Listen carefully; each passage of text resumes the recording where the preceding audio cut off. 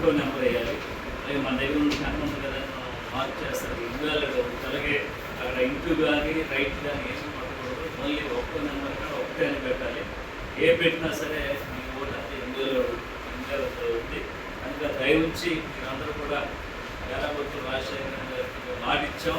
అలాగే మన సంఘాలందరూ కూడా ఏదైతే జీవో నెంబర్ 3ని మాకు అమలు చేస్తే మాకు ఏం అవసరం లేదు. గతంలో ఏదైతే పార్టీలకి మేము కొన్ని పార్టీలు చేయవలసి వచ్చింది, కానీ మేము ఈరోజు అలా చేయట్లేదు.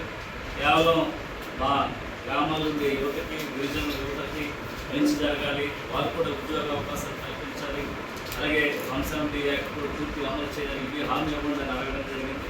అలాగే మేము కూడా దీని మీద పూర్తి క్లారిటీగా అధిష్టానంతో మాట్లాడి హామీ ఇచ్చాము. అయితే దానికి అనుగుణంగా ఈరోజు మీరు అందరూ కూడా ఎలక్షన్స్ క్యాంప్ తిరిగారు. అలాగే మీ గ్రామాల్లో ఉండేటువంటి వారికి కూడా ఇంటిమేషన్ ఇవ్వండి. అలాగే మీ బంధువులకు కానీ, మీ ఫ్రెండ్స్ కానీ, లేకపోతే మీ ఉద్యోగస్తులు ఎవరైతే ఉన్నారో వాళ్ళందరికీ కూడా ఇంటిమేషన్ చేయండి. మనం గారాబత్తూరు రాజశేఖర గారిని భారీ మెజార్టీ గెలిపిస్తే ఈరోజు ఈ 6 నెలల్లో మన డెవలప్మెంట్ ఏంటో మీ అందరికీ తెలుసు. మన పోలవరం కాన్స్టిట్యున్సీలో గత ప్రభుత్వం ఎలాగుంది, ఇప్పుడు ఎలాగుంది, గ్రామాల్లో ఏ విధంగా పనిచేస్తున్నాం మీ అందరికీ తెలుసు. మనందరం కూడా ఏకదాటిపోయి మన పోలవరం నియోజకవర్గ అభివృద్ధి చేయాలంటే ఒక ఏకదాటిపోయి ఉంటే తప్పకుండా డెవలప్మెంట్ అదే అవుతుంది.